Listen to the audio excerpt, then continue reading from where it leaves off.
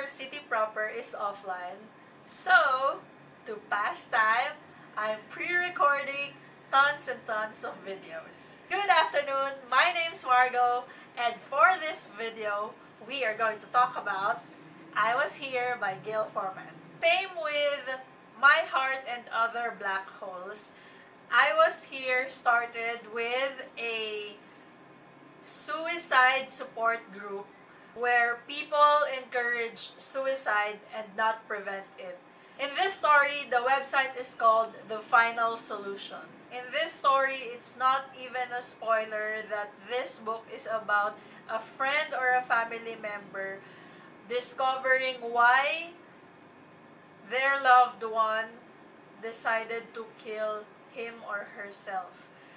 In this case, it's Meg who died and her best friend Cody who's trying to understand why her friend did it. I tend to not read books that are made into movies, especially books that are in a series, because why bother read the book when I can watch the movie?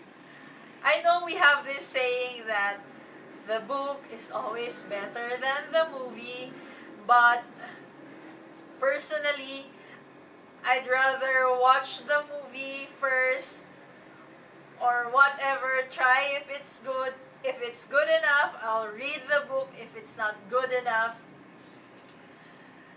then good for me. I don't have to bother twice for that story. It's different for all of us, but it's just how I work, how I do my books movie thing. Hence, I did not read Gayle Forman's more popular books, which is If I Stay and what's that? Where She Went. I Was Here caught my attention because obviously by now you should know that I love reading books that talk about mental illness or other difficult topics. And this book sounded like it was a success story. Not a good success story, but the suicide attempt was a success. In Meg's case, it's sad because her family knows about her condition. They know about her having clinical depression. But they chose not to tell her friends about it. Her closest friends about her having a mental illness.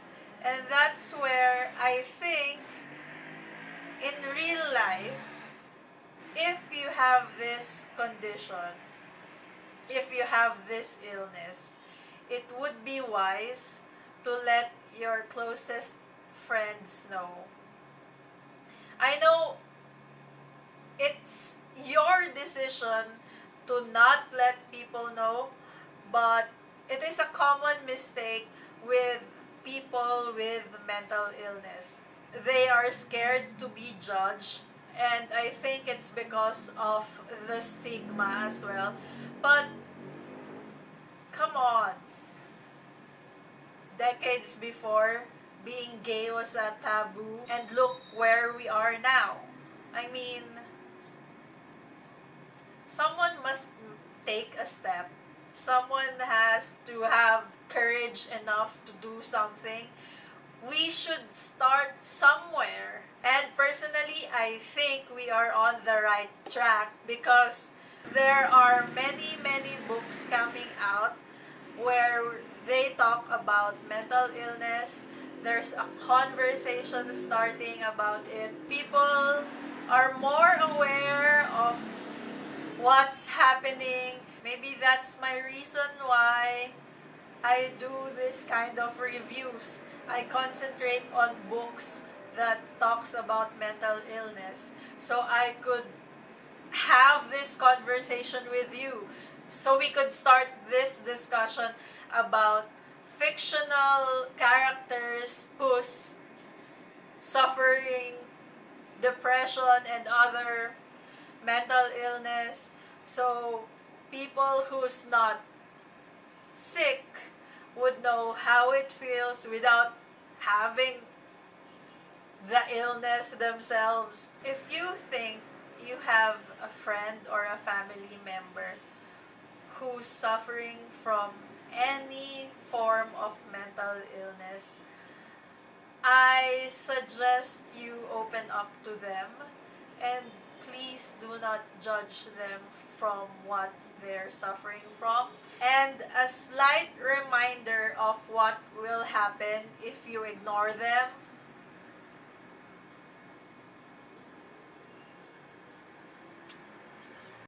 I'll see you next time. Bye.